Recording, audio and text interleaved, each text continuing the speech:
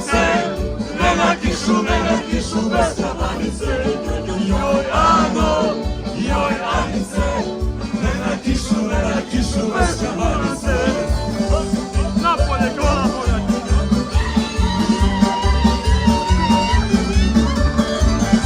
Tema kaluno.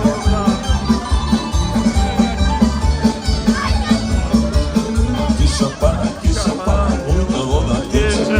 Evo Ane. Joj Ano, joj Anice, ne na kišu bez budante. Joj Anice, ne na kišu bez budante. Ne bi se vi ljutili ako bi ja zapiva jednu našu dalmatinsku pismu. Ja sam bio dobar sa dvoje Dalmatinaca. To su moji mama i tata.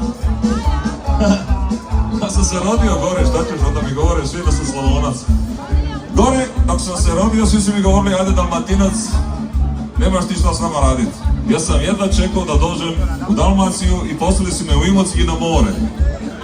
Prvo iznenađenje je bilo jebiga da nema mora. A onda su mi rekli, šta je Slavonac, ja te od nju? Moj pišća. I onda sam ja, znaš, kao mali i frustrani Hrvat, pratio sve. I najviše sam volio Splitski festival. I na Splitskom festivalu se nije pojavila jedna pjesma, jer su joj rekli da nije dovoljno dobra.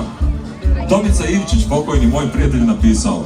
I onda ja koristim svaku prigodu da zapivam to, da se napravim kao frajer, da je ono prava fešta dalmatinska, kao ribarska, razumiješ? A ja pivam dalmatinsku pismu koja nije prošla na Splitskom festivalu. Svakom isto svoju feštu ima, svakom isto ima svoj dan. A fešta je vraga je svima, jer tu se piva po cijeli dan. A mi volimo feštu i ribu ko staroga luje. Večeras je naša fešta, nek se daleko čuje. Večeras je naša fešta, večeras se vino pije. Nek se igra, nek se piva, vole piva Dalmatinac nije. Večeras je naša fešta, večeras se vino pije. Nek se igra, nek se piva,